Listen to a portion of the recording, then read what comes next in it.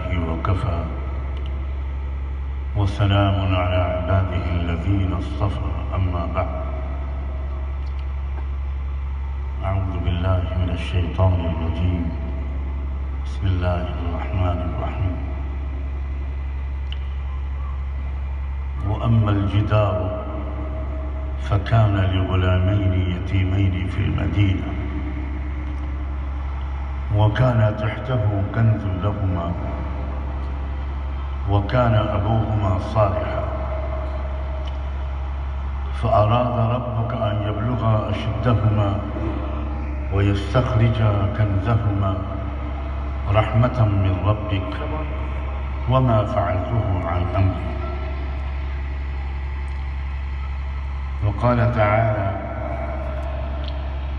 وكأي من نبي قاتل معه ربيون كثير فما وهنوا لما أصابهم في سبيل الله وما ضعفوا وما استكانوا. سبحان ربك رب العزة عما يصفون وسلام على المرسلين والحمد لله رب العالمين. اللهم صل على سيدنا محمد وعلى آل سيدنا محمد وبارك وسلم. اللهم صل على سيدنا محمد وعلى آل سيدنا محمد وبارك وسلم.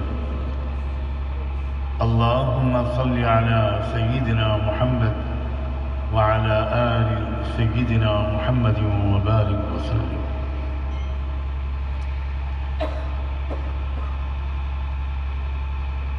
قابل احترام علماء کرام،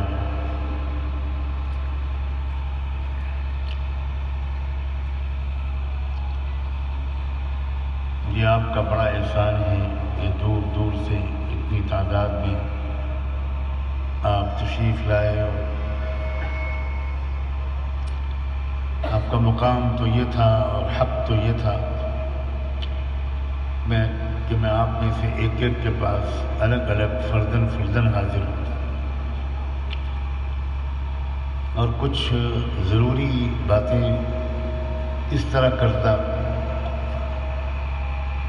جیسے کوئی ہنگامی صورتحال ہو اور فوری طور پر کچھ مشوروں کی سنجیدہ غور و فکر کی ضرورت ہو.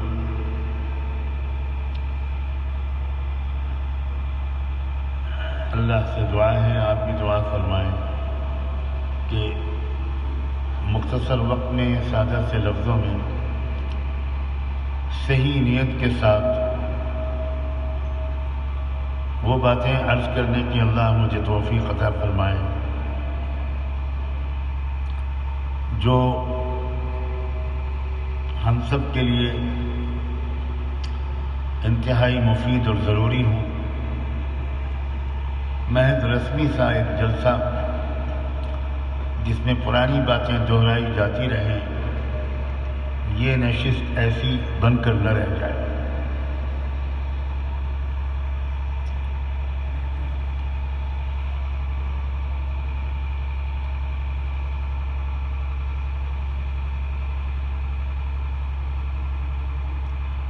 حضرت موسیٰ علیہ السلام کو اللہ تعالیٰ نے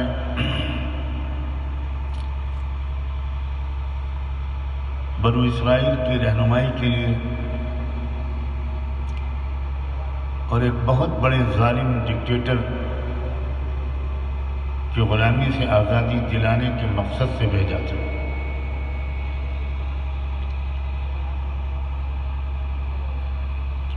غلامی کے دور میں ایمان کا ذائقہ چکھنا، ایمان کی طاقت کا تجربہ کرنا مشکل ہوتا ہے. اس لیے موسیٰ علیہ السلام کی دوہری ذمہ داری تھی. ہدایت کی ذمہ داری کے علاوہ ان کی ایک بڑی ذمہ داری یہ تھی کہ وہ بنی اسرائیل کو اس ظالم حکومت کے چنگل سے چھٹکارا دلائے۔ ارسل معی بنی اسرائیل،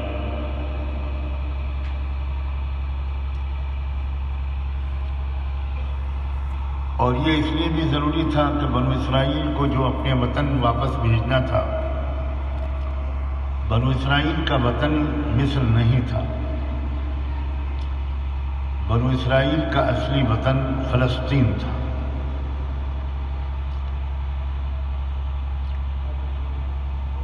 اللہ کو اپنے منصوبے کے مطابق بنو اسرائیل کو واپس بیت المقدس میں بسانا تھا، اور اس کے پیچھے مصلحت یہ تھی کہ غلامی کی کیفیت میں قوموں کی صحیح تربیت نہیں ہو سکتی۔ میرے الفاظ کو بہت غور سے سنیے گا۔ غلامی کے دور میں حوصلے پست ہوتے ہیں،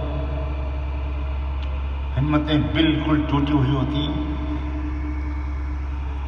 بلند ارادے نہیں ہوتے، خوف، وسوسوں اور مایوسی کا غلبہ ہوتا ہے، صلاحیتیں بھی مان پڑ جاتی ہیں۔ اس لیے اللہ نے ضروری سمجھا کہ پہلے بنو اسرائیل کو آزاد کرایا جائے، غلامی سے چھٹکارا دلایا جائے، تب ان کی ان مقاصد کے لیے تربیت ہو پائے گی جن مقاصد کو سامنے رکھ کر تربیت کے لیے اللہ نے حضرت موسیٰ اور حضرت ہارون کو بھیجا تھا۔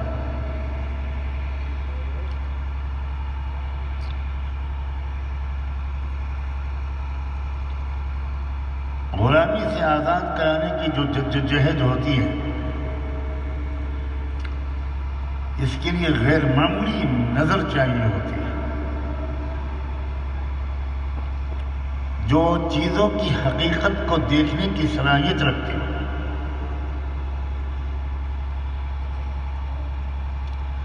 اقبال نے کہا ہے کہ جو شے کی حقیقت کو نہ دیکھے وہ نظر ہی کیا،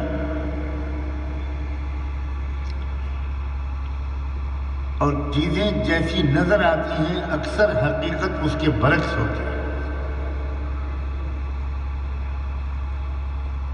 لیکن عام انسان اس اصل حقیقت کو نہیں دیکھ پاتا، اس کے لیے دل کی نظر والوں کی صحبت ضروری ہوتی ہے۔ چاہے جتنا انسان قابل ہو،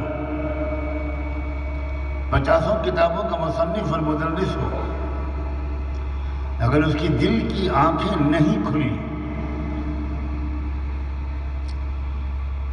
تو وہ قدم قدم پر دھوکہ کھائے گا، وہ اشیاء کی حقیقت کو نہیں سمجھ پائے گا۔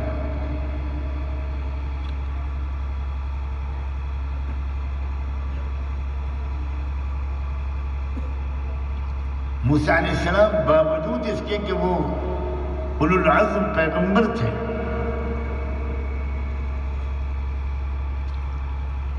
مگر شاید اللہ نے ہم مولویوں کی تربیت کے لیے ان کو ایک دل کی نظر والے کے پاس بھیجا، جو راجح قول کے مطابق نبی و رسول نہیں تھے۔ ان کا کام اصلاح و تبلیغ بھی نہیں تھا۔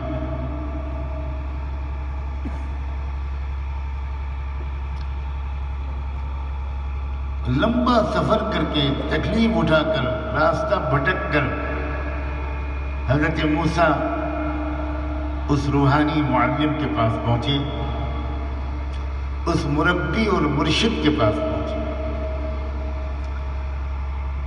جس کو اللہ نے دل کی نظر دی تھی،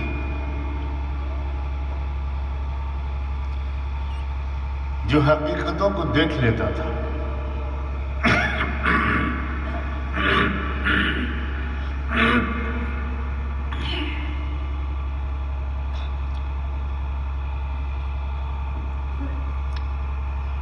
موسیٰ علیہ السلام سے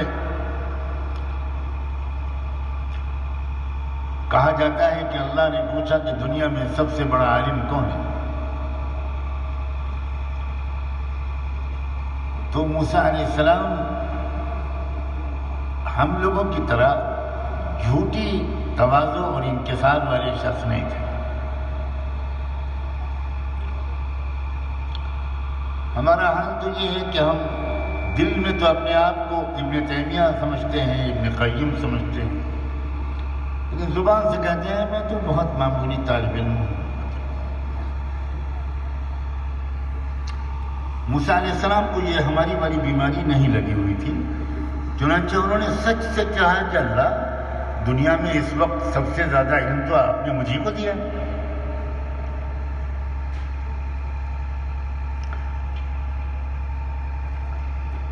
تو اللہ نے دکھانا چاہا کہ موسیٰ علم کا ایک حصہ تم کو ملا ہے جس کا تمہارے کام سے تعلق ہے. علم کا ایک حصہ تم کو نہیں ملا مگر اس کی بھی تم کو ضرورت پڑے گی، اس لیے اس کو سیکھنے کے لیے تم کو جانا پڑے گا.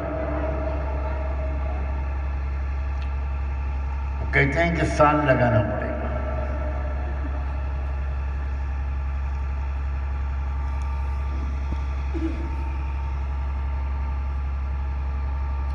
تشکیل والے ساتھی تیار ہے.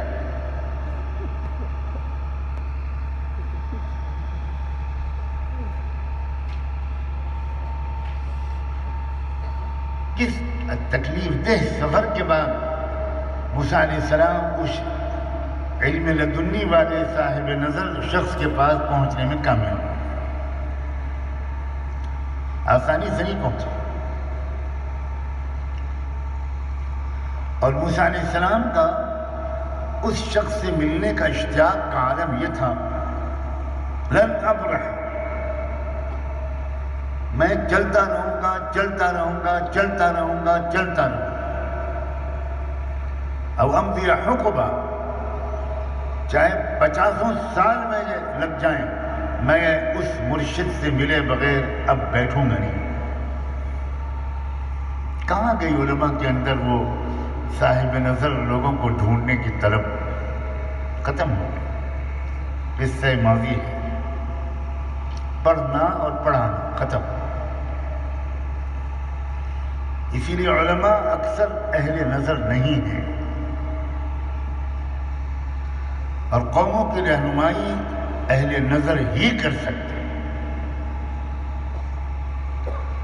وَاذْكُرْ عِبَادَنَا إِبْرَاهِيمَ وَإِسْمَاعِيلَ وَيَعْقُوبَ إِبْرَاهِيمَ وَإِسْحَاقَ وَيَعْقُوبَ أُولِي الْأَيْدِي وَالْأَبْصَارِ. اہل نظر.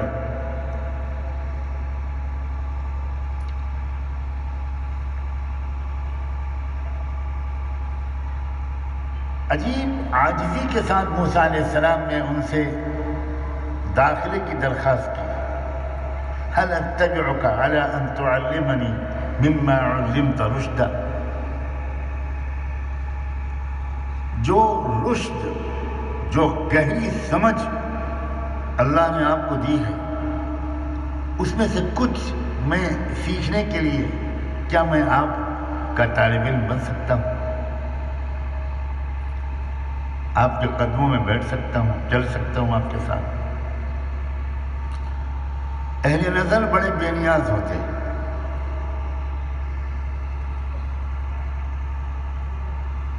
انہوں نے کہا لن تستطيع معي صبرا، تم مجھے برداشت نہیں کر پاؤ گے، جھیل نہیں پاؤ گے. وكيف تصبر على ما لم تحط به خبرا،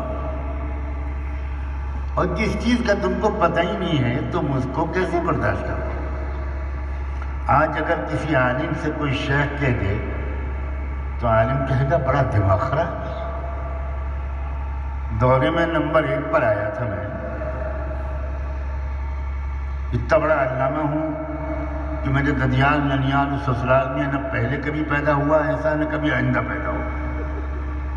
اور یہ کہہ رہے ہیں کہ لن تستطيع معي صبرا. ہیں کون؟ جب سے علماء دیوبند کے اندر سے حقیقت اور مسلک دیوبند کا یہ پہلو نکلا ہے تب سے ہم سراپا جہل بن گئے۔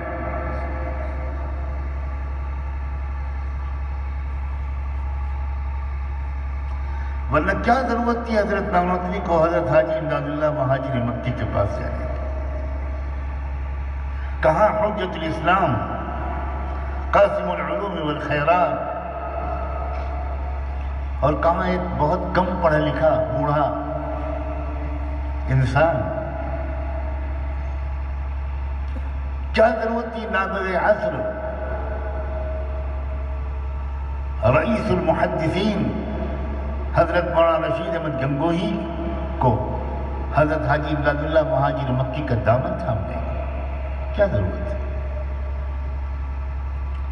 یہ حضرات جانتے تھے کہ ہمارے پاس کتابی علم ہے اور کتابی علم کافی نہیں ہے۔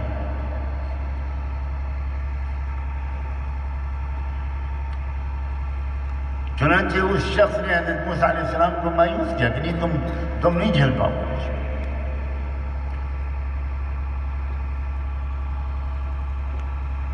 موسیٰ علیہ السلام نے بڑی خوشامد کی، نہیں میں آپ مجھے موقع دے دیجئے، میں آپ کے ساتھ آپ کی صحبت میں رہ کر کچھ سیکھنا چاہتا ہوں۔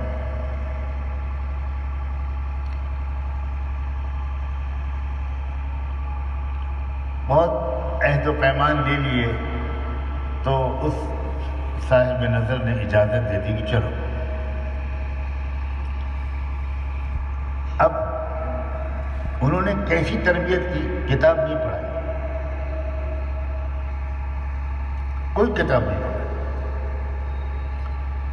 انہوں نے قدم قدم پر یہ دکھایا کہ جو چیز جیسی نظر آتی ہے ضروری نہیں ہے کہ اس کی حقیقت وہی ہو، اس لیے حقیقت کو دیکھنے والی نظر مجھ سے لے کر واپس جاؤ۔ سامنے جو کچھ نظر آ رہا ہے یہ بالکل کچھ اور ہے، حقیقت ہمیں اکثر اس کے علاوہ اس کے برعکس ہوتی ہے۔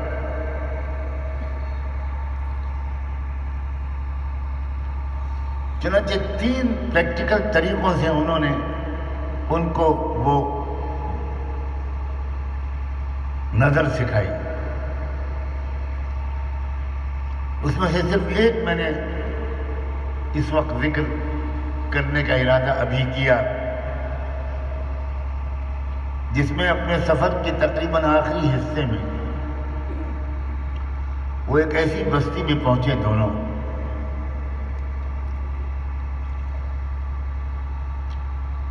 کہ جہاں ایک دیوار نظر آئی کہ وہ بالکل گرنے کے قریب ہے،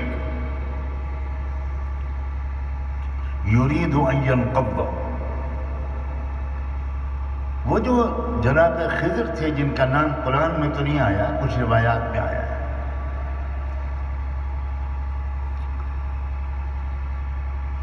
وہ ٹھہر گئے اور وہ دیوار کی مرمت کر کے اس دیوار کو بالکل پختہ کر دیا۔ اس سے پہلے ایک واقعہ ہو چکا تھا، یہ دونوں اپنے ساتھ اپنے راستے کے کھانے پینے کا سامان لے کر نکلے تھے، لیکن وہاں پہنچتے پہنچتے وہ ختم ہو چکا تھا۔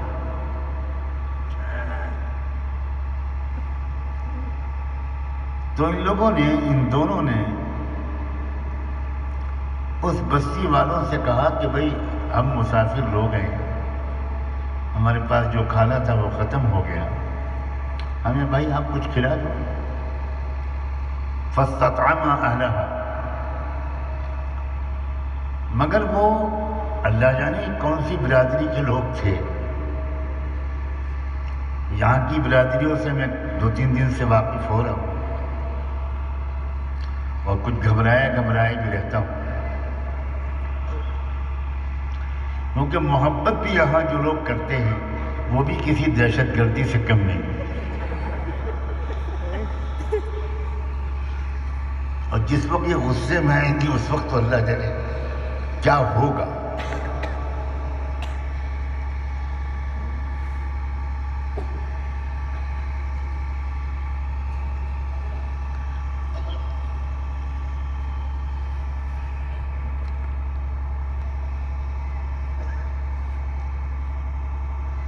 تو ان لوگوں نے بڑا صفائی سے انکار کر دیا کہ نا فَأَبَوْا أَن يُضَيِّفُوهُمَا، آپ کون ہو، کہاں سے ہم کیوں آپ کو کھانا کھلائیں، نہیں کھلائیں۔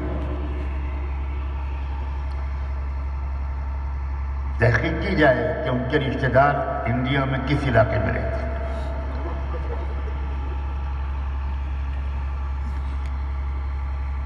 بڑی بے مروتی سے انکار کیا۔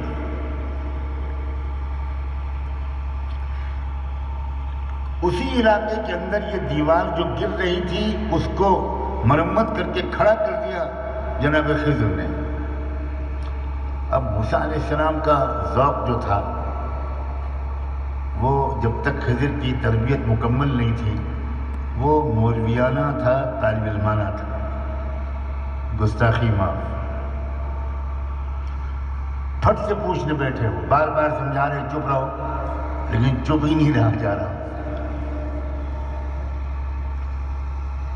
تو انہوں نے پوچھا کہ لو شئت لاتخذت علیہ اجرا، کمان ہے بڑے میاں، کمان کر دیا، بھوک لگی ہے، نالائقوں نے کھانا نہیں کھلایا اور آپ ان کی فی سبیل اللہ خدمت کر رہے ہیں۔ لو شئت لاتخذت علیہ اجرا، ارے آپ کچھ ان سے پیسے لے لیتے تو کم سے کم ہم بازار میں کچھ کھا لیتے۔ خالص فقہی ذوق۔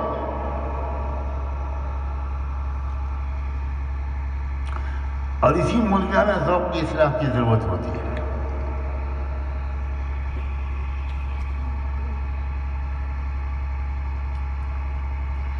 تب انہوں نے سمجھایا کہ دیکھو بات سنو،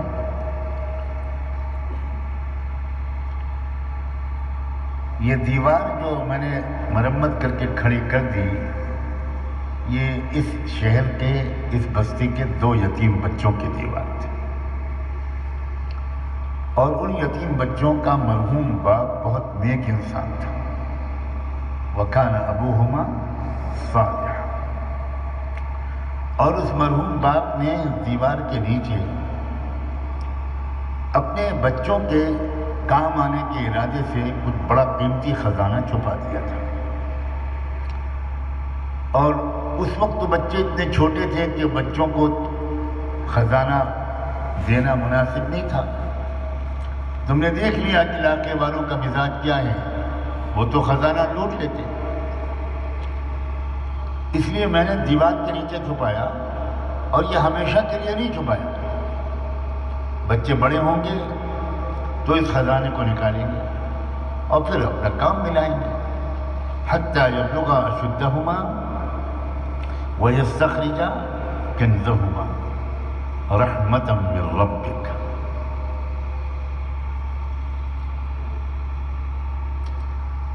یہ واقعہ میں نے علماء کی خدمت میں کیوں پہلے پیش کیا، کیوں یاد دلایا؟ ہمیں سمجھنا چاہیے کہ ہمارے یہ مدارس کی اصل حقیقت کیا ہے۔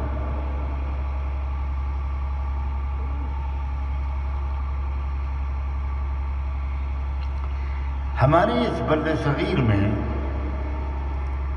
اسلامی علوم، اسلامی تہذیب، اسلامی ثقافت، قرآن، تفسیر، حدیث، فقہ، اصول فقہ، سیرت، یہ سب حکومتوں کے تعاون سے چل رہا تھا۔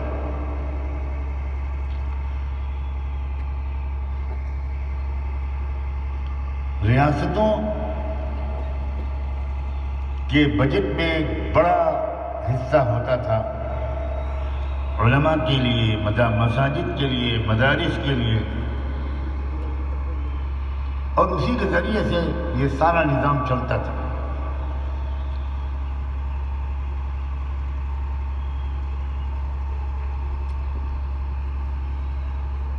انگریزوں کے آنے کے بعد اور ان کے عزائم کے دیکھنے کے بعد اہل نظر کو ایسا صاف نظر آ گیا کہ اب وہ جو اقتدار کی دیوار تھی وہ گر گئی ہے، اب گرنے والی ہے، اور اگر ہم نے ان علوم کو کہیں پر محفوظ نہ کیا تو اندلس اور اسپین کی طرح یہ سب یہاں سے لوٹ جائے گا۔ تب ہمارے ان عظیم اکابر نے سورہ کہف کی ان آیات کی رہنمائی میں یہ فیصلہ کیا کہ ہمارے اکابر فقہاء، محدثین، مفسرین، علماء، اصحاب سیر و سنن، ان کے چھوڑے ہوئے خزانوں کو مدرسوں کی کچی دیواروں کے نیچے چھپا دیا جائے، ورنہ لٹ جائے گا یہ خزانہ۔ جیسے اسپین میں لٹ چکا کہ ایک کلمہ پڑھنے والا وہاں نہیں ملتا تھا، وہ اسپین جس میں سینکڑوں فقہاء، سینکڑوں محدثین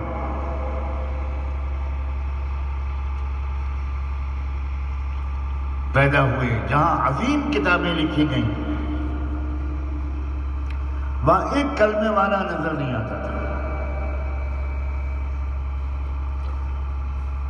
اسپین کی قسمت میں وہ لکھا تھا، بلصغیر کی قسمت میں کچھ اور لکھا تھا، تو اللہ نے یہاں وہ خضر صفت بزرگ تھے جن کو اللہ نے وہ نظر دی تھی، وہ بصیرت دی تھی، اور انہوں نے فیصلہ کیا۔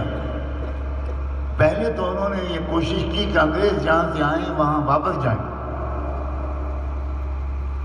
بہت قربانیاں دی۔ پھر ایک وقت آیا کہ ان کو محسوس ہوا کہ اللہ کی مشیت ابھی کچھ اور ہے۔ تکوینی طور پر اللہ کا فیصلہ یہ ہے کہ ابھی انگریز یہاں رہیں گے۔ بعض وقت پوری اخلاص کے ساتھ کوئی کوشش کی جاتی ہے اور اس کا بھرپور اجر بھی ملتا ہے، لیکن وہ کوشش کامیاب نہیں ہوتی، اس لیے کہ تکوینی طور پر اللہ کی طرف سے وہ مقدر نہیں ہوتا، کیونکہ ہزار بندے کوشش کریں، ہوگا وہ جو اللہ چاہے۔ یا عبدی انت ترید وانا ارید ولا يكون الا ما ارید، حدیث قدسی۔ تو بھی بہت منصوبے بناتا ہے، میں بھی منصوبے بناتا ہوں، اور ہوتا وہ ہے جو میں طے کرتا ہوں۔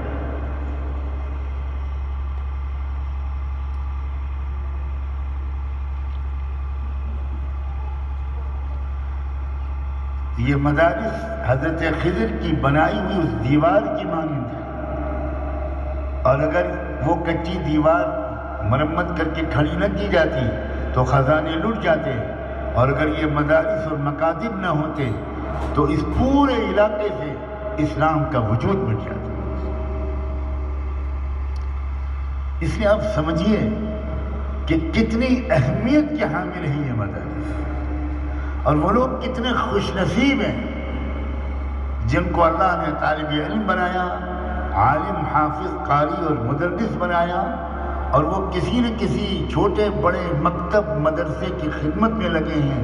رب کعبہ کی قسم، وہ اسلام کے سپاہی ہیں۔ اکثر ہم لوگ اپنی اہمیت کو خود نہیں پہچانتے، کیونکہ زمانہ ہم کو عزت کی نظر سے نہیں دیکھتا، تو ہم بھی احساس کمتری میں مبتلا ہو جاتے ہیں۔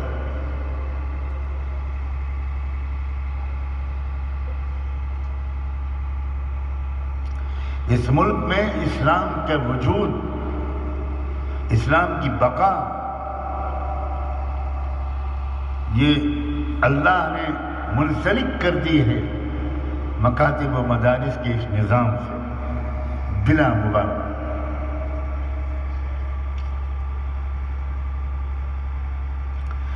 اب ایک دوسری بات، جس طرح وہ خزانہ ہمیشہ دیوار کے اندر تک نہیں رہنا مقدر تھا، دیوار کے نیچے نہ، ایک وقت آئے گا، جناب خضر نے کہا کہ جب یہ دونوں بچے یہ بالغ ہو جائیں گے، جب لغا اشدہما، مضبوط ہو جائیں گے، صرف یبلغا نہیں بلکہ اشدہما، یبلغا تو ہم سب ہو چکے، اشدہما نہیں ہو پا رہے، وَيَسْتَخْرِجَا كَنْزَهُمَا، اور پھر اس خزانے کو مدرسے کی کچی دیوار، اس کچی دیوار کے نیچے سے نکالیں۔ یاد رکھنا، جو منصوبہ اللہ کا جس کے تحت ہمارے اکابر نے یہ مدارس قائم کیے تھے، اس منصوبے میں یہ بالکل طے شدہ تھا اور طے شدہ ہے کہ یہ اسلامی شریعت، یہ فقہ، یہ قانون، یہ تفسیر، یہ حدیث، یہ صرف مدرسوں کے اندر تک محدود نہیں رہے گی، یہ سارے احکام شریعت بازاروں پر نافذ ہوں گے، یہ سارے احکام شریعت باغات اور کھیتی اور زراعت پر نافذ ہوں گے، یہ سارے احکام شریعت مجرمانہ کردار ادا کرنے والے مجرموں پر نافذ ہوں گے، یعنی اسلام غالب ہوگا اور شریعت اسلامی نافذ ہوگا۔ یہ منصوبہ ہے ان مدارس کے پیچھے، اللہ کا منصوبہ ہے۔ لیکن اب میں آپ سے ایک بات کہنا چاہتا ہوں، اکثر مدارس کے لوگ اس دوسرے حصے کو بھول چکے ہیں۔ کیا خیال ہے آپ کا؟ میں جواب چاہوں گا۔ کماری لڑکی کی خاموشی رضامندی کی علامت ہے، اور میں جہاں تک دیکھ رہا ہوں، اگرچہ میری نگاہ کمزور ہے، یہاں کوئی کماری لڑکی نہیں بیٹھی۔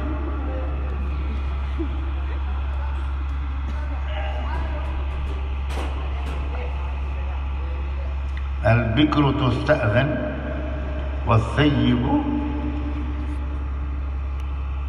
مجھے جواب دیجیے، کیا ہمارے ذہنوں میں یہ ارمان، یہ تمنا، یہ عزائم، یہ فہم، یہ بصیرت، یہ سوجھ بوجھ، یہ ارادہ ہے کہ ہم اپنے طلباء کو وہ تربیت دیں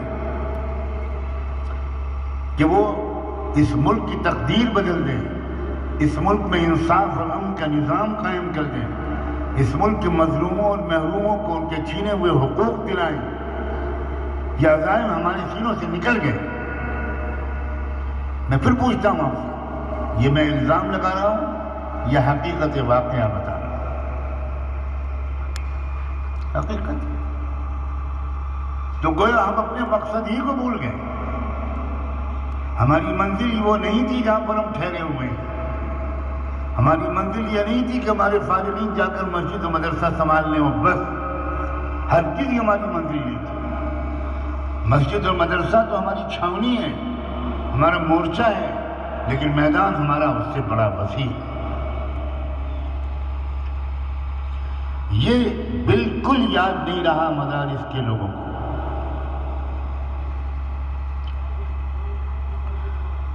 جب ترکی میں جنگ کے عظیم کے بعد ہزاروں لوگ زخمی، مجاہدین، اور ان کا علاج نہیں ہو پا رہا، غربت لٹ گیا ترکی، اور تب گئے ہمارے حضرت شیخ الہند قدس اللہ سرہ،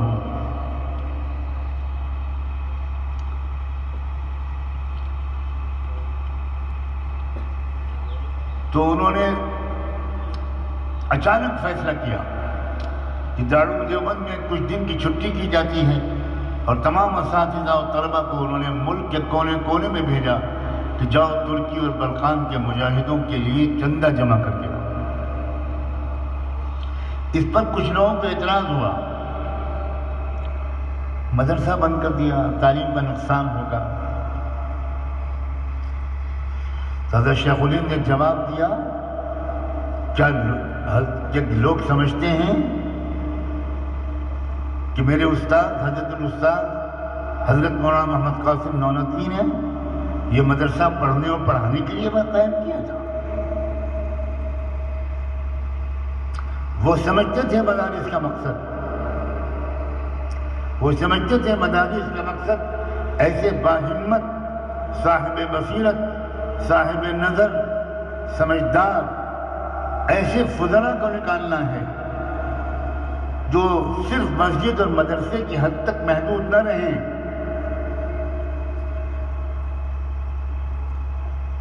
ایک ایک انسان تک پیام رحمت پہنچے، ہر دلت کو چھٹکارا ملے، ہر ذلیل و خوار کو عزت عزت ملے، ہر محروم کو اس کے حقوق ملے، ملک میں انصاف قائم ہو، امن قائم ہو، کیونکہ وہ جانتے تھے کہ ملک میں انصاف کے نظام کا قیام یہ انبیاء علیہ السلام کے بھیجے جانے کا مقصد ہے۔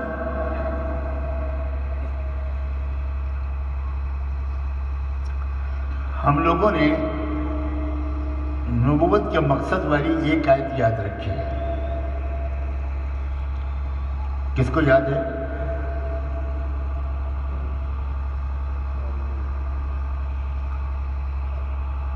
جو آپ لوگ بیان کرتے ہیں بیانوں میں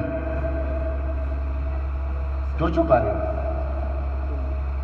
هو الذي بعث في الأميين رسولا منهم يتلو عليهم آياته ويزكيهم ويعلمهم الكتاب والحکمہ۔ اطمینان ہے مدرسے خالقہ میں بیٹھیں گے، مدرسے میں استاد اور محتمم اور ناظم بنیں گے، کوئی خطرہ تو ہے ہی نہیں۔ یہ آیت یاد ہے، یہ آیت یاد نہیں ہے لقد ارسلنا رسلنا بالبینات وانزلنا معهم الكتاب والمیزان لیقوم الناس بالقسط، بالکل نہیں ہے۔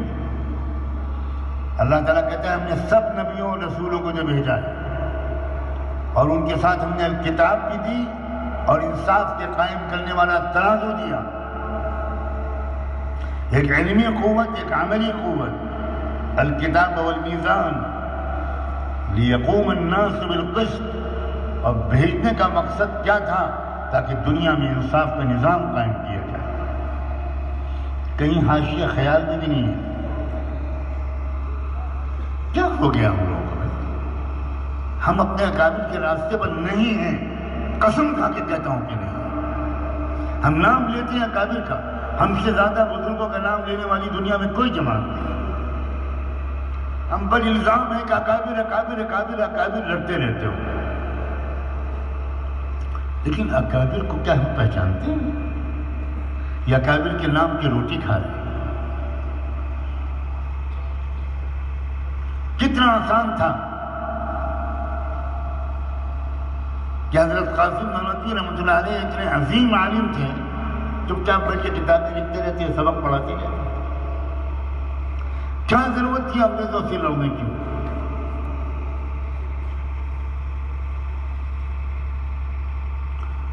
حضرت گنگوہی رحمۃ اللہ علیہ جن کا علمی مقام سمجھانے کے لیے میں آپ کو اپنے ایک استاد کی بات سناتا ہوں۔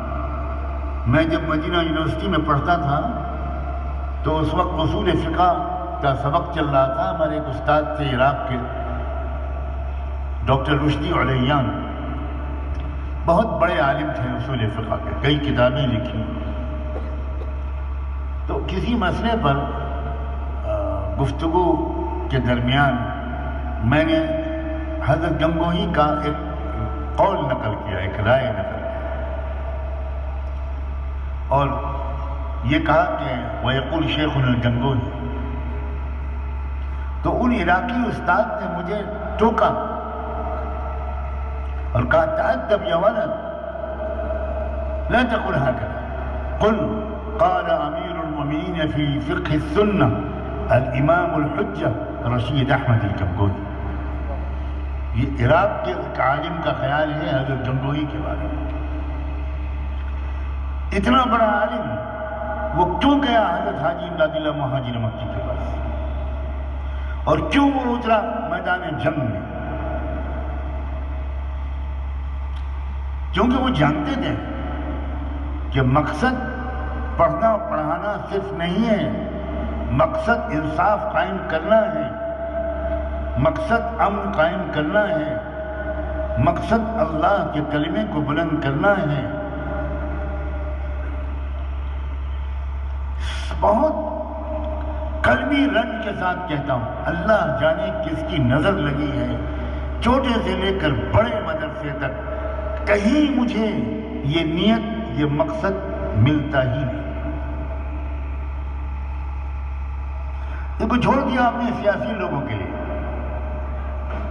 جو استنجا بھی نہیں کرتے، اکثر ہم نے ان کو نہیں چھوڑا، تم کام کرو۔ ہم نے اس کو اپنے دائرے کار سے خارج کر دیا۔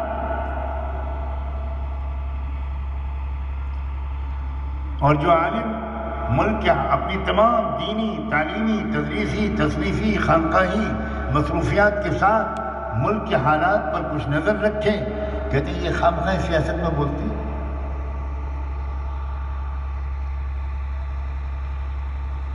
یہ سیاست عجیب چیز ہے۔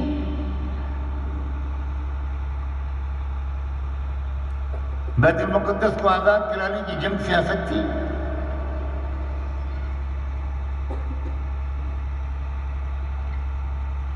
جب بنو اسرائیل کے لوگوں نے مطالبہ کیا تھا اپنے وقت کے نبی سے، أَلَمْ تَرَ إِلَى الْمَلَإِ مِنْ بَنِي إِسْرَائِيلَ مِنْ بَعْدِ مُوسَى إِذْ قَالُوا لِنَبِيٍّ لَهُمْ ابْعَثْ لَنَا مَلِكًا نُقَاتِلْ فِي سَبِيلِ اللَّهِ، نبی سے درخواست کی تھی کہ ہمارا ایک لیڈر مقرر کیجئے، ہم اللہ کے راستے میں اس کے پیچھے چل کر جنگ کرنا چاہتے ہیں۔ تو یہ سیاست تھی۔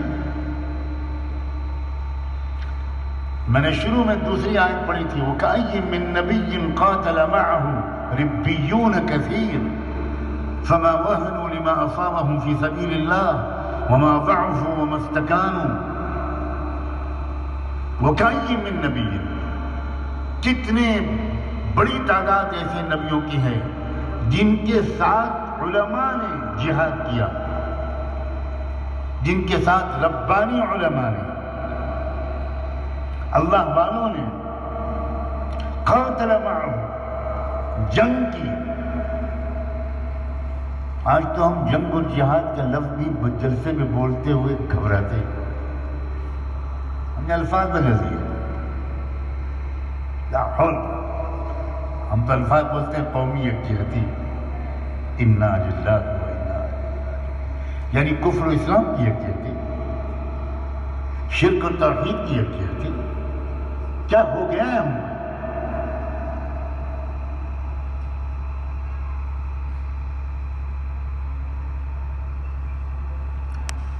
بلا شبہ برادران وطن میں کروڑوں مظلومین اور حساس انصاف پسند لوگوں کے ساتھ مل کر ہم کو امن و انصاف کے قائم کرنے کی جدوجہد کرنی ہے، لیکن الفاظ وہ بولنے ہیں جو اللہ اور اللہ کے رسول نے بولے۔ علماء ہیں اس لیے کھل کر کہہ رہا ہوں، مجھے نہیں معلوم آپ کتنے غلام ہیں ان اصطلاحات کے اور کتنا ناپسند کریں گے، مجھے اس کی کوئی پرواہ نہیں۔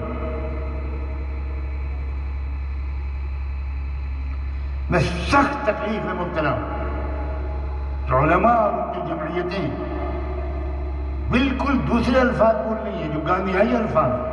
ہمارا لیڈر گاندھی نہیں ہے، ہمارا لیڈر ڈاکٹر امبیڈکر نہیں ہے، ہمارے لیڈر محمد رسول اللہ، اور ہمیں کسی لیڈر کو ادھار لینے کی ضرورت نہیں۔ یہ کیا غلامی ہے، یہ کیا احساس کمتری ہے؟ خود بدلتے نہیں، قرآن کو بدل دیتے ہیں۔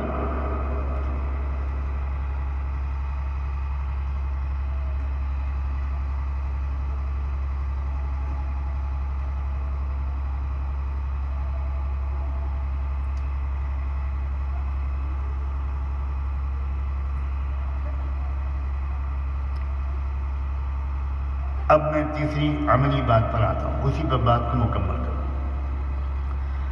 آپ سوچ رہے ہوں گے کہ آخر یہ بات اگر ہے کہ ہم کو ملک میں امن و انصاف قائم کرنا ہے تو آخر کیسے کیا جائے؟ یہ سوچ رہے ہیں کہ نہیں سوچ رہے؟ اگر سوچ رہے تو بتاؤ، ورنہ میرا شریف پڑھ کے ختم۔ کتنے لوگ سوچ رہے ہیں؟ اتنا سا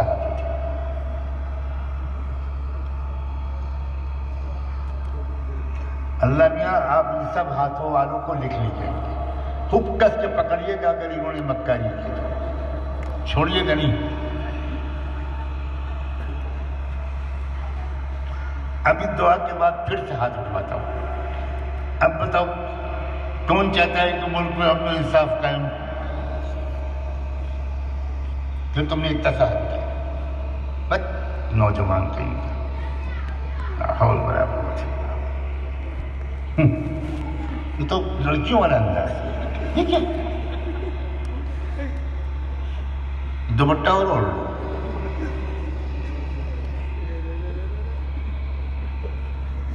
میں بخشتا نہیں ہوں کسی کو. لوگ سعادت کے سامنے بیٹھتے ہیں، پہلے تجربے کے بعد پیچھے نظر آتے ہیں.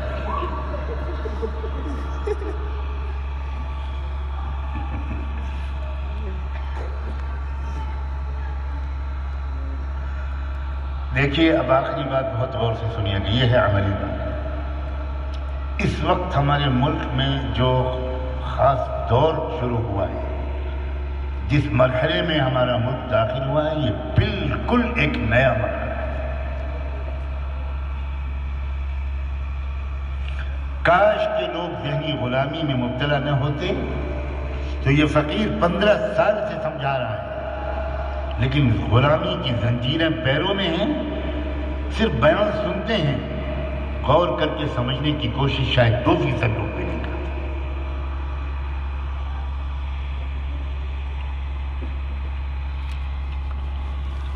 اس ملک کے بارے میں ایک بڑی زبردست غلط فہمی صدیوں سے چلی آ رہی ہے، اور وہ غلط فہمی یہ ہے کہ یہاں 2 قومیں بستی ہیں، ایک ہندو ایک مسلم. 80% ہندو اور 20% مسلمان. اقلیت اقلیت اقلیت اقلیت اقلیت. ہم اقلیت میں ہیں، اقلیت اقلیت. یہ جو 70,000 مرتبہ ہمارے بعض لوگ اقلیت اقلیت بولتے ہیں، اس کا اثر کیا پڑتا ہے آپ کے اوپر جانتے ہیں؟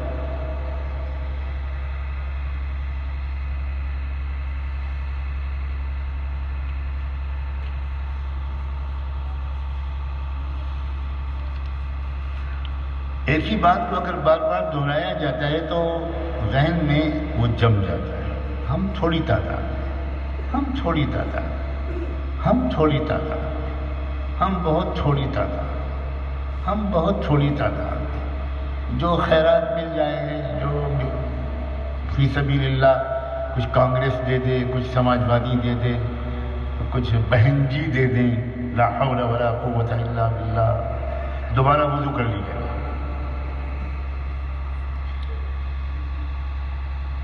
ہم اقلیت، ہم اقلیت، ہم اقلیت.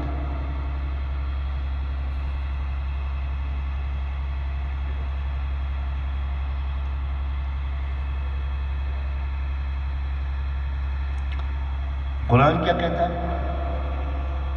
کم من فئة قلیلة غلبت فئة کثیرة بإذن اللہ واللہ مع الصابرین. کسی قیمت پر قرآن اس فلسفے کو تسلیم کرنے کو تیار نہیں ہے کہ اقلیت مجبور ہے، اقلیت کچھ نہیں کر سکتی، اقلیت بے سہارا ہے، اقلیت کو اکثریت کا سہارا ڈھونڈنا پڑے گا. یہ شروع سے غلطی ہوئی. میں ڈنکے کی چوٹ پر کہہ رہا ہوں کہ شروع سے غلطی ہوئی. میں جانتا ہوں ایک بیان میں آپ کے حلق سے یہ اتر نہیں جائے گی بات، خوب جانتا ہوں. اور مجھے شکایت یہ ہے کہ ہمارے علماء مطالعہ نہیں کرتے، بالکل نہیں مطالعہ کرتے. آزادی سے پہلے سن 36-37 کے جنرل الیکشن کے موقع پر جمعیت علماء ہند کے مجلس عاملہ میں ایک زبردست بحث ہوئی.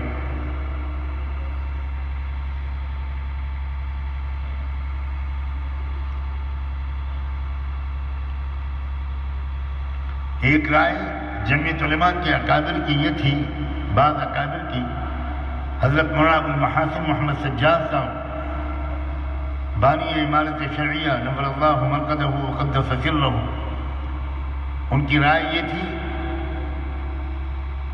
کہ جمعیت مسلمانوں کو کانگریس کے اندر ضم نہ کرے. ہم کانگریس کے اندر گھس نہ جائیں، ہمارا وجود ختم ہو جائے گا، ہماری اپنا وزن ختم ہو جائے گا، اور ہم زندگی بھر کے لیے کانگریس کے محتاج ہو جائیں گے. ہم اپنی سیاسی پارٹی بنائیں اور سیاسی پارٹی بنا کر کانگریس کے ساتھ برابر کے لیول پر سمجھوتا کریں. ہم نے ان سے کہیں زیادہ قربانیاں دی ہیں جنگ آزادی میں.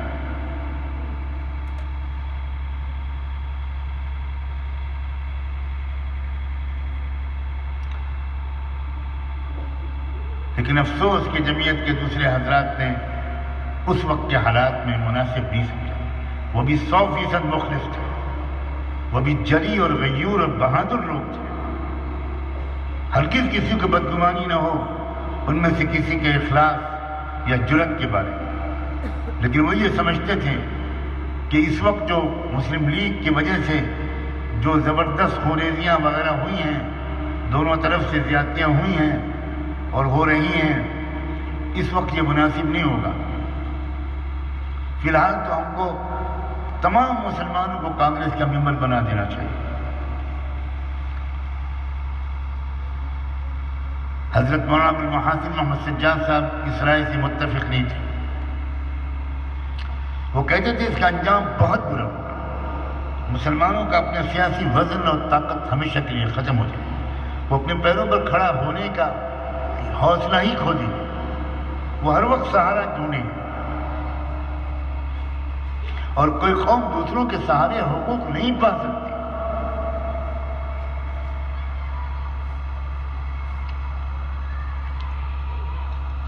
تعلق مع اللہ کے اعتبار سے دوسرے اکابر کا بہت بلند مقام تھا، لیکن مجھے علماء کے سامنے یہ بات کہتے ہوئے کوئی ہچکچاہٹ محسوس نہیں ہو رہی کہ سیاسی سوجھ بوجھ اور بصیرت کے حجاب سے حضرت مولانا ابوالمحاسن محمد سجاد صاحب کا کوئی جواب نہیں تھا. اب پڑھیے ان کے خطبات. جمعیت کے اجلاسوں میں جو خطبائیں صدارت دی ہے مولانا ابوالمحاسن سجاد صاحب، جو مضامین لکھتے تھے، وہ عقل حیران رہ جاتی تھی. ایک پستہ قد سامنے قد کا انسان جس کی زبان میں لکنت تھی، جو نقشبندی سلسلے کا بہت بڑا شیخ تھا اور اسلامی قانون کا ملک کا سب سے بڑا ماہر تھا، ان کی رائے یہ تھی کہ یہ غلطی نہ کی جائے. بہرحال مقدر تھا، چنانچہ وہ پیچھے ہٹے اور بہار گئے اپنے وطن، اور بہار میں انہوں نے ایک سیاسی پارٹی بنائی، مسلم انڈیپینڈنٹ پارٹی. اس کا نام رکھا. بیرسٹر یونس جو لندن سے پڑھ کے آئے تھے قانون، بہت اللہ والے انسان تھے، ان کو انہوں نے اس پارٹی کا صدر بنایا اور اس پارٹی نے الیکشن لڑا 500 علماء کے فتوے کی روشنی میں، اور وہ الیکشن میں دوسرے نمبر کی پارٹی بن کر آئے. مسلم لیگ کا صفایا ہو گیا. کانگریس نمبر 1 کی پارٹی، نمبر 2 کی پارٹی ان کی پارٹی مسلم انڈیپینڈنٹ پارٹی. لیکن اکثریت کسی پارٹی کو حاصل نہیں ہوئی. قانون کے مطابق گورنر نے پوچھا کانگریس سے کہ کیا آپ سرکار بنانے کو تیار ہیں؟ تو کانگریس نے اپنی روایتی چالاکی کی وجہ سے کہا کہ ہم تیار نہیں ہیں. یہ شطرنج کی چالیں ہوتی ہیں. ہم اللہ والے لوگ نہیں سمجھ پاتے.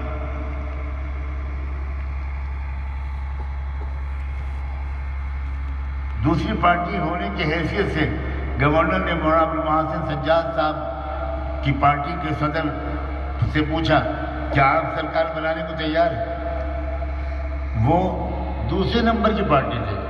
انہوں نے کہا ہم تیار. نہلے پہ دہلا، ایسے علماء کی ضرورت ہے. اب کانگریس پھنس گئی. اگر کانگریس ان کو سپورٹ نہیں کرتی تو اگلے الیکشن میں مسلمانوں کے جتنے ووٹ کانگریس کو ملے تھے وہ بھی نہیں ملے. تو کانگریس نے بعد دل نخواستہ سپورٹ کر دیا اور حکومت بن گئی مسلم انڈیپینڈنٹ پارٹی کی. علماء ہر مسئلے پر علماء پہلے بیٹھتے تھے.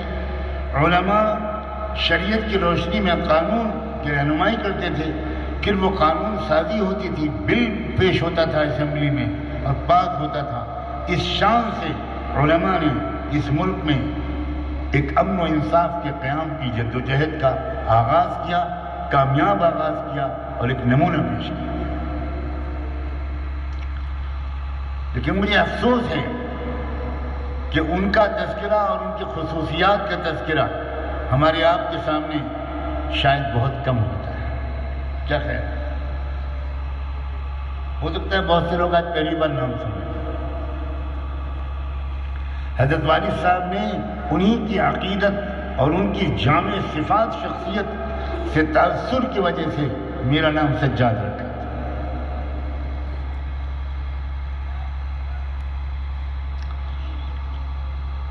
گاندھی جی اگر کسی سے ڈرتے تھے اس ملک میں تو وہ صرف ایک بندہ تھا، مولانا ابو المحاسن محمد سجاد۔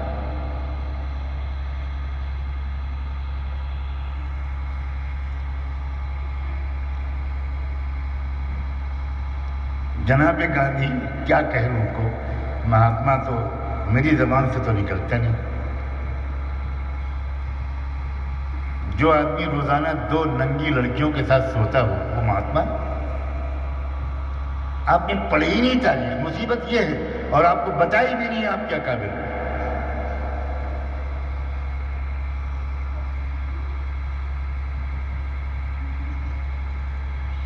گاندھی جی کی بیوی ناراض ہو کر کستوربا گاندھی جی سے الگ ہو گئی تھی۔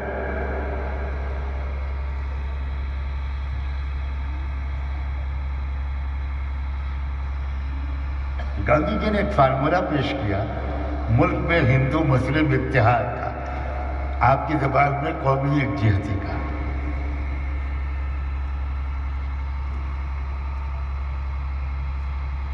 اور وہ یہ تھا کہ مسلمان گائے کو ذبح کرنا چھوڑ دیں، بس اس سے ہندوؤں کی بڑی دل آزاری ہوتی ہے۔ پھر اس کے بعد ہندو مسلم اتحاد قائم ہو جائے گا۔ بس ایک کام کریں، ہمارے دوسرے علماء نے، میں نام نہیں لوں گا، بڑے بھولے پن سے اس کی تائید کرتے۔ ہاں، گائے ذبح کرنا کوئی فرض واجب تھوڑی ہے، ماشاءاللہ فقہی دلیل موجود۔ لہٰذا کوئی نہیں، ہم مسلمانوں سے کہتے ہیں کہ آپ بند کر دیں اس کو۔ مولانا ابو المحاسن سجاد صاحب نے فوراً فقہ کے ماہر علماء کا اجتماع بلایا، اجتماع بلا کر ان کے سامنے استفتاء رکھا اور کہا جبرن ترک ذبیحہ گاؤ ترک شعار اسلام۔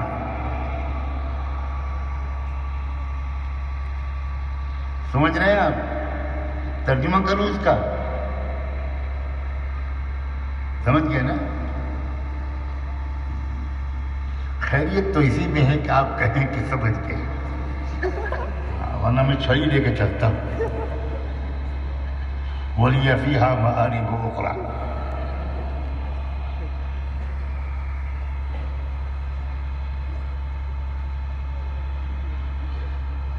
کیا نکتہ ہے، امام ربانی مجلسانی رحمۃ اللہ علیہ نے لکھا ہے، کسی شعار اسلام کو جبرن چھڑوایا جائے، کسی قیمت پر ایسے قانون کو ماننا مناسب نہیں۔ مسئلہ یہ نہیں ہے کہ وہ فرض اور واجب ہے کہ، چنانچہ اس کے بعد حضرت مولانا ابو المحاسن سجاد صاحب نے بہار میں اس بات کا اعلان کر دیا کہ گاؤں گاؤں ذبیحہ ہے گاؤں۔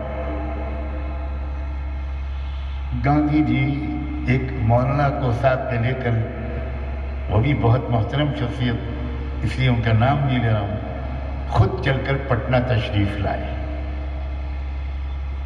مولانا ابو المحاسن سجاد صاحب کو منانے۔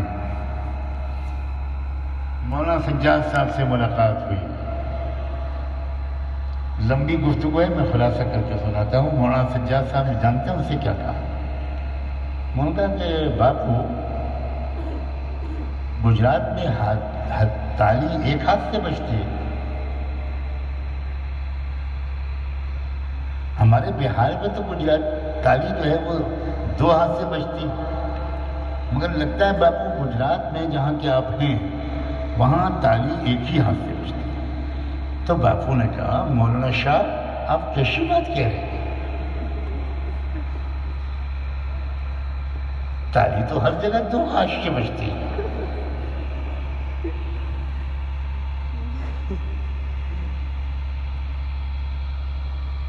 مولانا نے کہا آپ نے یہ تو سوچ لیا کہ ہندوؤں کا دل کس چیز سے دکھتا ہے، یہ کیوں نہیں سوچا کہ مسلمانوں کا دل کس چیز سے دکھتا ہے؟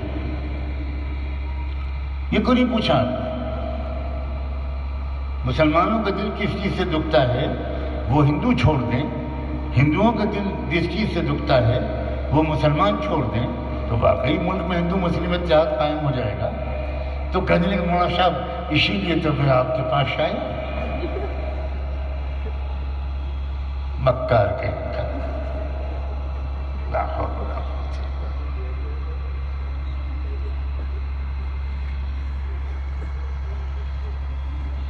مولانا نے کہا کہ مسلمانوں کا دل اللہ کے سوا کسی کی بندگی پوجا عبادت کرنے سے جتنا دکھتا ہے اتنا کسی سے نہیں دکھتا.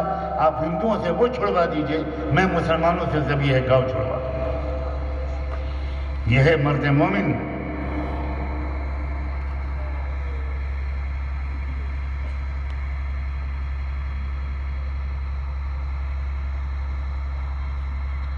گاندھی جی نے دھوتی سنبھالی، لاٹھی اٹھائی،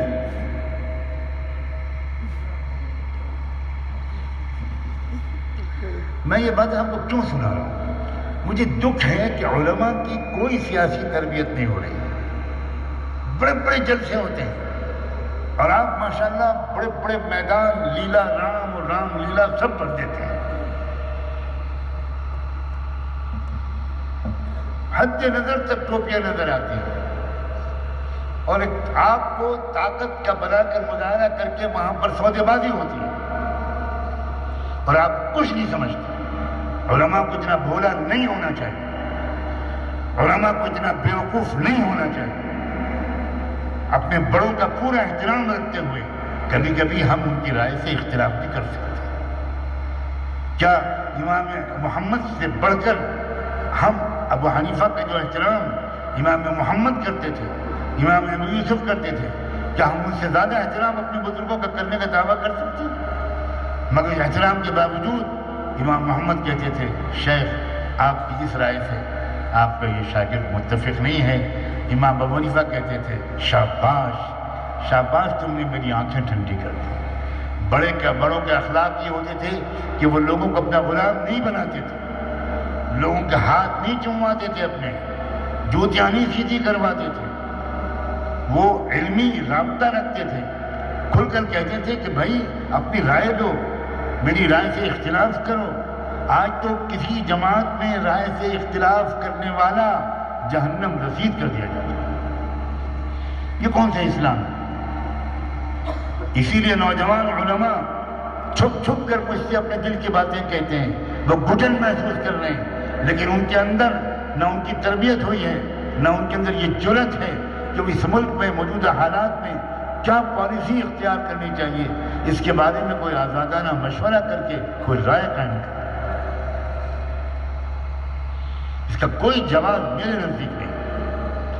جو ادب جتنا ہم اپنے بڑوں کا کرتے ہیں اس سے کروڑوں گنا زیادہ امام ابو یوسف ابو حنیفہ کا کرتے تھے، امام زفر ابو حنیفہ کا کرتے تھے،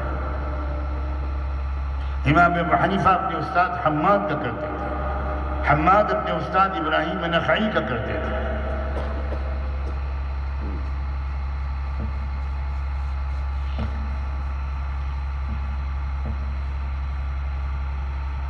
اس ملک میں اس وقت ایک بالکل نیا ورق پڑتا ہے. یہ جو جھوٹ تھا کہ ہندو 80% ہے، یہ ہندو نام کی کوئی قوم اس ملک میں مسلمانوں کے آنے سے پہلے موجود نہیں تھی. آپ کو حیرت ہو رہی ہے یہ بات سن کے؟ ہندو نام کی کوئی قوم اس ملک میں مسلمانوں کے آنے سے پہلے موجود نہیں تھی. 4 ویداز ہیں، چاروں ویداز میں نے پڑھے ہیں. چیلنج کرتا ہوں کسی پنڈت کو، کسی شنکراچاریہ کو، ایک جگہ ہندو کا لفظ ویداز میں دکھا دیا. یہ مسلمانوں نے نام رکھا تھا، یہ جغرافیائی نام تھا، مذہبی نام نہیں تھا. ہندو اور سندھو، دریائے سندھ کے ادھر رہنے والے ہندو، دریائے سندھ کے ادھر رہنے والے سندھو، یہ جغرافیائی پوزیشن کا نام تھا۔ اس ملک میں کون بستے تھے؟ اس ملک میں چمار بستے تھے، اس ملک میں ٹھاکر بستے تھے، اس ملک میں براہمن بستے تھے، اس ملک میں یادو بستے تھے، اس ملک میں کرمی بستے تھے، اس ملک میں سکھ بستے تھے۔ الگ الگ الگ الگ سب ذاتیں، ہزاروں ذاتیں، الگ الگ قومیں تھیں۔ یہ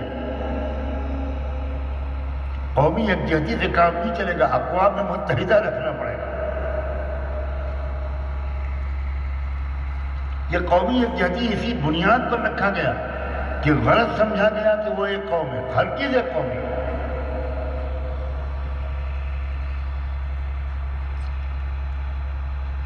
اگر وہ ایک قوم ہوتی تو دلتوں کا مندروں میں جانے کی اجازت آج تک کیوں نہیں ہے؟ اگر ان کا ایک مذہب ہوتا تو ہمارے ملک کی موجودہ صدر جمہوریہ راشٹرپتی مرمو، ان کو مندر کے اندر نہیں جانے دیا گیا، وہ باہر کھڑی ہو کر ہاتھ جوڑے کھڑی رہی، اور جو منتری لوگ براہمن تھے، اپر کاسٹ، وہ اندر گئے۔ اگر راشٹرپتی ہندو ہیں تو ان کو اندر جانے سے کیوں روکا؟ سابق صدر جمہوریہ راشٹرپتی کووند نام تھا، کووند، رام ناتھ کووند، وہ بھی مندر کے اندر نہیں جا پائے۔ پوری کے تاریخی مندر کے درشن اور پوجا کے لیے وہ وہاں گئے، دروازے کے اندر نہیں گھسنے دیا گیا۔ یہ کیا بیوقوفی ہے کہ ہم اس سب کو ہندو سمجھ رہے ہیں؟ ہندو نہیں ہے۔ جتنا ظلم مسلمانوں پر کر رہے ہیں یہ، اس سے زیادہ ظلم یہ ان پر کرتے ہیں، اور ہم پر تو ظلم ہو رہا ہے 70-75 سال سے، اور ان پر ظلم ہو رہا ہے 3-4 ہزار سال سے۔ لیکن یہ باتیں ہماری جماعتیں کیوں نہیں بتاتی؟ کیوں نہیں تربیت کرتی ہیں آپ کی اس مزاج کے مطابق؟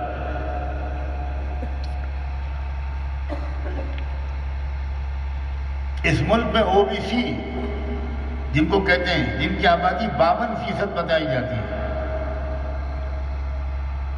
ڈر کے مارے مردم شماری ہی نہیں کرا رہی ہماری سرکار۔ بڑے بہادر ہیں نا۔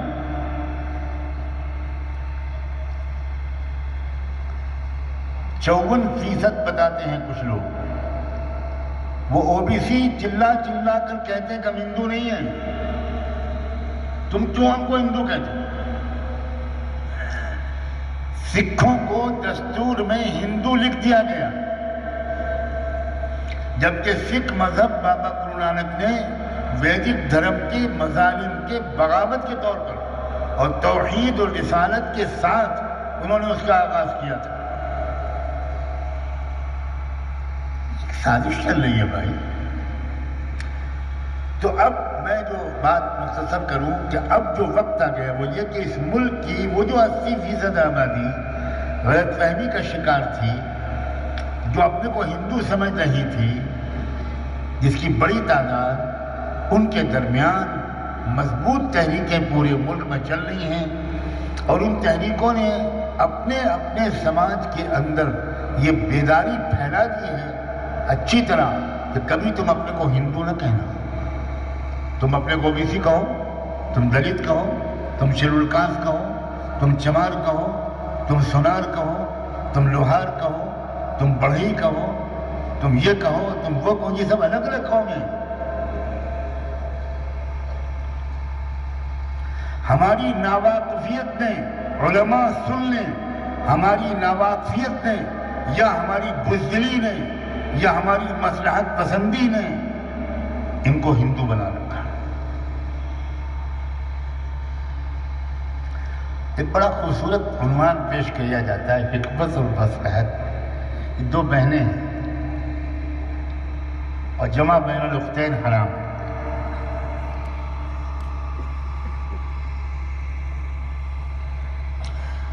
امام ابو حنیفہ کو حکمت المصلحت کے سبق نہیں پڑھاتا انہوں نے؟ وہ حکومت وقت کے خلاف بولتے تھے اور جیل میں گئے، مارے گئے، جیل میں کوڑے مارے گئے۔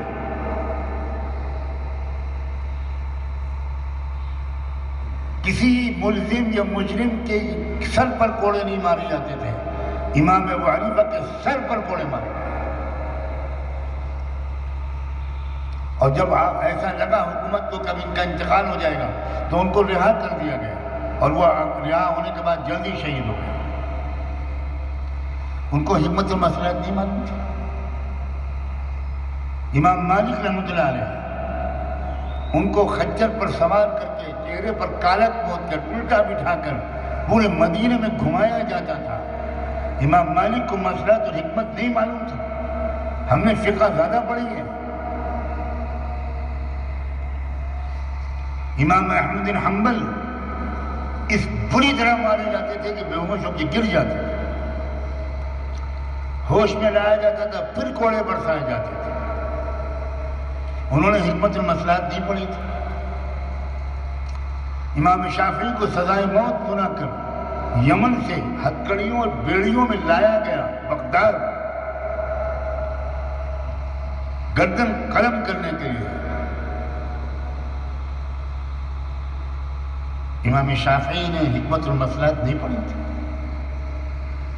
ہمیں ماننا چاہیے کہ ہم بزدل ہیں، ہمیں ماننا چاہیے کہ ہم منافق ہیں، ہمیں ماننا چاہیے کہ ہم بے وفا ہیں، ہمیں ماننا چاہیے کہ ہم غدار ہیں، ہمیں ماننا چاہیے کہ ہم ڈرپوک ہیں، ہمیں ماننا چاہیے کہ ہم اللہ کے ساتھ مخلوق کو شریک کر رہے ہیں۔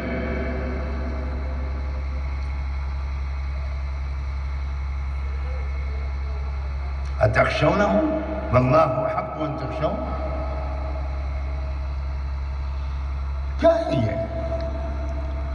اس وقت ملک کے اندر الحمدللہ یہ جو طبقات ہیں بہت بڑی تعداد میں یہ متحد ہو رہے ہیں، اور چوتھی پانچ بادشاہوں کا دماغ خراب ہو رہا ہے۔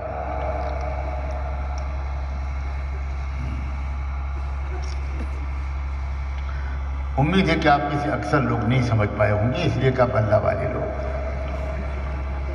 آپ یا زمین سے نیچے کی باتیں کرتے ہیں یا آسمان سے اوپر، اور دین پر عمل سارا کا سارا زمین پر کرنا ہے۔ عجیب تماشا ہے۔ کیا خوبصورت عنوان ہے بزدلی کے، کیا اچھے عنوان ہیں۔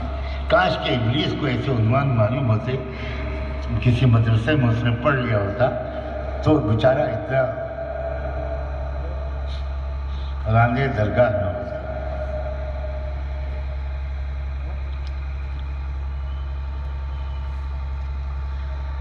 آپ سب سے میں اس لیے کہہ رہا ہوں کہ آپ سنجیدگی کے ساتھ اس پر غور کریں، اس کی تفصیلات سمجھیں۔ میں دن رات اسی کام میں لگا ہوں۔ ان تمام قوموں کے لیڈران اللہ کا شکر ہے بار بار میرے پاس آتے ہیں، مشورے کرتے ہیں، اور ایک نئی امنگ اور حوصلوں کے ساتھ وہ ہزاروں سال کی غلامی سے چھٹکارا پانے کی کوشش کر رہے ہیں۔ مسلمانوں کو چاہیے کہ وہ ان مظلوم لوگوں کو پہچانیں۔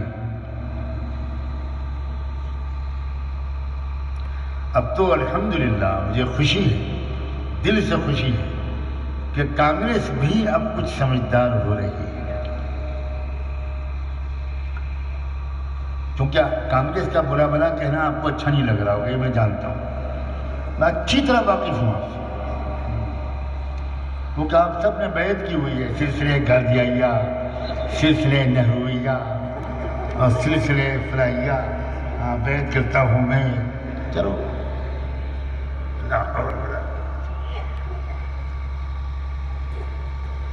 اب کانگریس کو تھوڑی عقل آنی شروع ہوئی ہے، اللہ اس کو استقامت دے۔ راہل گاندھی نے جو نئی کروٹ لی ہے نا، اس نے پہلی مرتبہ کانگریس کی تاریخ میں OBC کا مسئلہ اٹھایا ہے۔ کانگریس بھی بالکل برہمن پارٹی ہے جیسے BJP، یاد رکھیں سیاسی پارٹیاں اپنی نظریاتی تحریک کے لیے کبھی ایک پارٹی نہیں بناتی. جو تحریک ہوتی ہے وہ اپنی تحریک کے لیے اپنے نظریات کے فروغ کے لیے کم سے کم 2 پارٹیاں بناتی ہیں. یہ جمہوری نظام کا ایک خاصہ ہے. دونوں پارٹیوں کا اصل مقصد ایک ہی ہوتا ہے, اصل پالیسی ایک ہوتی ہے, الفاظ میں تھوڑا سا فرق ہوتا ہے, اور دونوں ایک دوسرے کو خوب گالیاں دیتے ہیں. اور یہ آپس میں معاہدہ ہوتا ہے کہ دیکھو جتنی گالیاں دے سکنا دینا, اور گالیاں سننے کے بعد فون آتا ہے تھینک یو ویری مچ, مگر کل کے جلسے میں تھوڑی اور. یہ ہے جمہوری نظام, تحفظ جمہوریت. امریکہ میں 2 پارٹیاں ہیں, ڈیموکریٹک اور ریپبلک. کبھی کوئی فرق نہیں ہوتا, اس کی حکومت آ جائے اس کی حکومت آ جائے. عراق پر حملہ, افغانستان پر حملہ, یہاں پر حملہ, وہاں پر حملہ, جب دونوں حکومتوں نے کی. یہی نظام, یہی آج کل کی سیاست ہے. ہمارے ملک میں برہمنی نظام کے مضبوط کرنے کے لیے 2 پارٹیاں بنائی گئیں, ایک کانگریس, ایک جن سنگھ. اب کانگریس نے دیکھا کہ پسماندہ اقوام طاقتور ہو رہی ہے, اور یہ اب اگر ہم نے اپنی بولی نہ بدلی تو ہم کنارے کر دیے جائیں گے.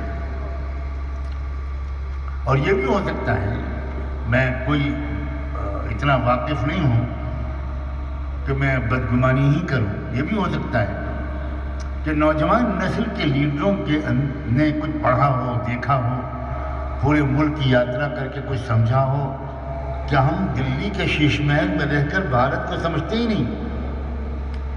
دیکھا ہوگا کہ بھارت میں اصل آبادی تو ان OBCs کی ہے, ان پسماندہ لوگوں کی ہے, ان دلتوں کی ہے, ان غریبوں کی ہے, ان کسانوں کی ہے, ان مزدوروں کی ہے. تو جب زمین پر چل پھر کر انسان دیکھتا ہے تو حالات کا صحیح اندازہ ہوتا ہے. اخبار پڑھ کر حالات کا صحیح اندازہ بالکل نہیں ہوتا. اخبار, ٹی وی یہ آپ کو صحیح خبریں دینے کے لیے بنائے ہی نہیں گئے. ہماری تبلیغ کی محنت کے بڑے اکابر میں تھے حضرت مولانا مفتی زین العابدین صاحب. ایک بار بیٹھے ہوئے اخبار پڑھ رہے تھے. وہ تبلیغ کے بہت بڑوں میں سے ہونے کے باوجود اخبار پڑھتے تھے. حضرت جی مولانا یوسف صاحب رحمۃ اللہ علیہ کا ذوق بالکل دوسرا تھا. تو انہوں نے مفتی صاحب کو اخبار پڑھتے ہوئے دیکھا تو پوچھا, مفتی جی کیا کر رہے ہو؟ تو مفتی صاحب بولے, حضرت جھوٹ میں سے سچ نکالنے کی کوشش کر رہا ہوں. تو میں یہ کہتا ہوں کہ اس زمانے کے اخبار میں 10 گرام سچ نکل آتا ہوگا, آج تو انشاءاللہ 250 کلو اخبار میں شاید 2 گرام سچ نکلتا ہو.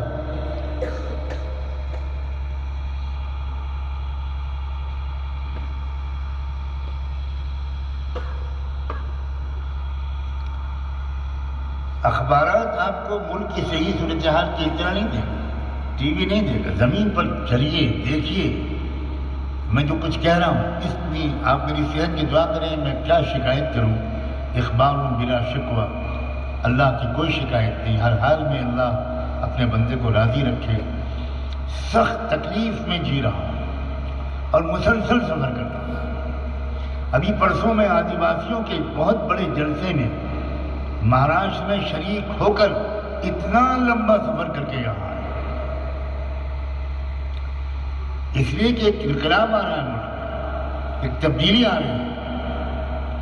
اگر آپ کے بڑے ذمہ دار اس کو سمجھ لیں تو بہت احسان ہوگا, اور اگر نہیں سمجھ پا رہے تو میں نہیں سمجھتا, بالکل نہیں سمجھتا کہ بلا دلیل ہر معاملے میں, تمام معاملوں میں اپنے بڑوں پر آنکھ بند کر کے ایمان لانا اور ان کی بات کو ماننا یہ شریعت کے مزاج کے مطابق نہیں ہے. آپ غور و فکر کیجیے, آپ بحث کیجیے آپس میں. آپ مطالعہ کیجئے، کیا یہ بات صحیح نہیں ہے؟ اور ابھی بہار میں جو ذات کی بنیاد پر جو مردم شماری ہوئی، ذات جات آدھارک جن گننا، اس نے تو پورے ملک میں میرا خیال میں جو دلی کے ٹوائلٹ ہیں وہ اکثر بھرے رہتے ہیں.